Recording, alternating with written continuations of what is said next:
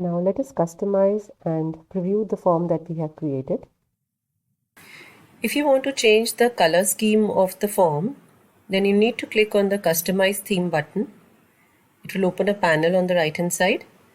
You can then use any kind of image which will be inserted as a header in the form.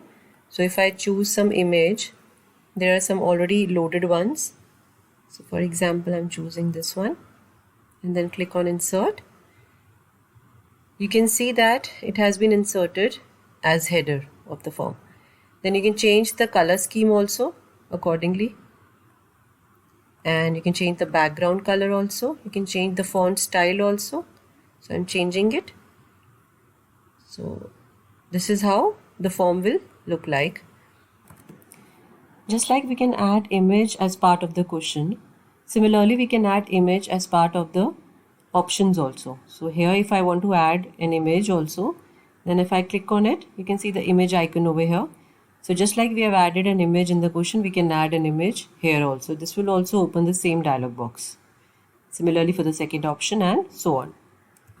Now let us see how this form will be shown to the person who will be filling up the particular form. For that, we need to click on this I option, that is the preview button. If I click on it, then the form opens up. You can see the whole form is there along with the submit button. Now let us have a look at each question. Name of the student is short answer, roll number is also short answer. Then date of birth is in the form of date. If I click on this icon, the calendar opens up and I can select any date. Then course also. Course is multiple choice, so only one of the option can be selected. Year is also multiple choice, so only one option.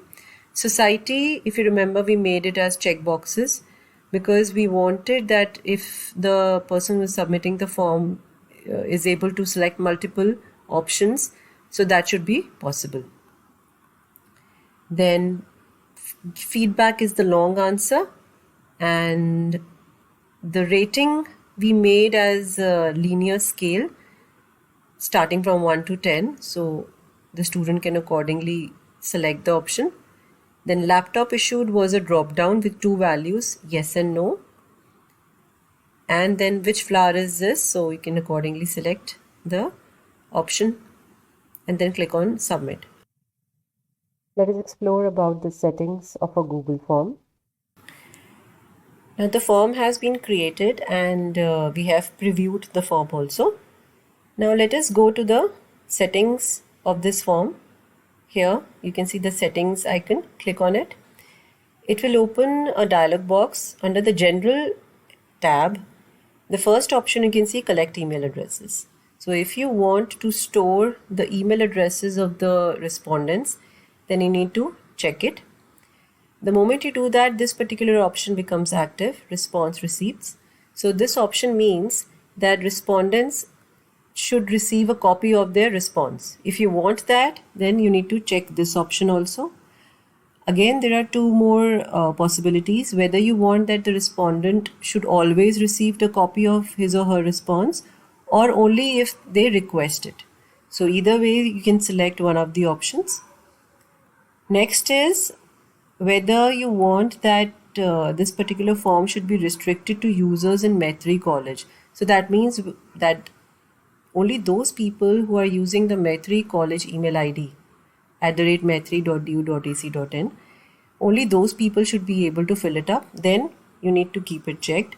Otherwise, if that is not the case, if you want the normal Gmail users also to be able to fill this form, then uncheck it.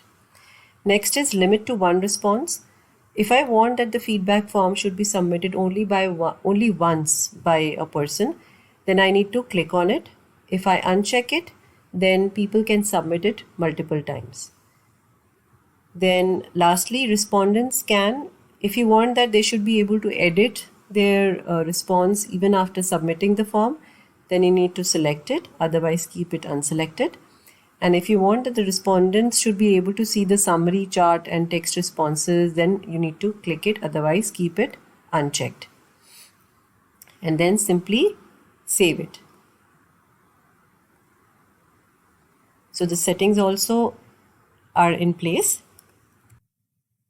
Next, let us explore about how to send and submit a Google form, how to access the responses of the Google form, and how to stop accepting responses in a Google form. Next, let us see how we can send this form to the respondents. For that, click on the send button. It will open a dialog box. Here you can see send via. So the first option is email. So you can type in the email addresses and click on send. Then another option is you can send via link. So click on this particular icon. So this is the link to this form, and this is the most commonly used method also. You can shorten this link by clicking it over here. Okay, and then simply copy the link and paste it wherever you want to, for example, the WhatsApp groups or any other place. Since I've already copied the URL, then let me open it in a new tab.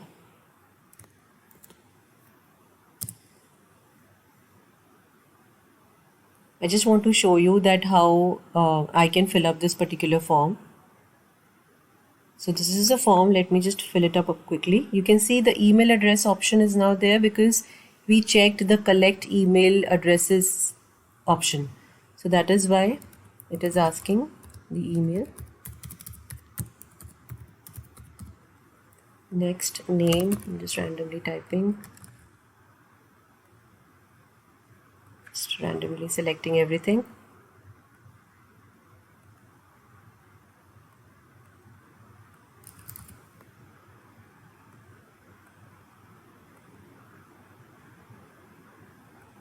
And I'm clicking on submit. So the response has been recorded, and this is how we submit a form. As you know, I've already submitted one response. If I try again filling up the same form, you can see that I'll receive a message that I've already responded. The reason is that I checked the option limit to one response. So that is why this message is coming. If I would have unchecked it, then I would have been able to fill the form multiple times. Now, in this form, one response has been recorded by me, and that is highlighted here also. You can see responses and then this number. So this number signifies the number of people who have responded or who have submitted this form. So let us click on this tab, responses. So it says one response and who has recorded and what has been recorded. You can see the summary over here in the form of graphs and charts. Apart from the summary, we also have a question tab. So if you want to see the answers based on the questions, then you can select this particular tab. You can see the questions over here in this drop down, and you can select and see the responses. Similarly, individuals also you can view the responses. So this is how this particular area looks like. Here you can see the spreadsheet icon, Google Sheet icon. So if you want to see the responses in the form of a Google Sheet, then you need to click on it. It will ask you that whether you want to create a new spreadsheet. So let us keep it this option only and click on create. So it will create a sheet and open it in a new tab with all the responses along with the timestamp. You can see here the timestamp also. So the moment I submitted the form, the timestamp has been recorded. My email address and whatever I added can be seen here. One more important setting over here is accepting responses. This button right now it is on because I am able to fill up the form.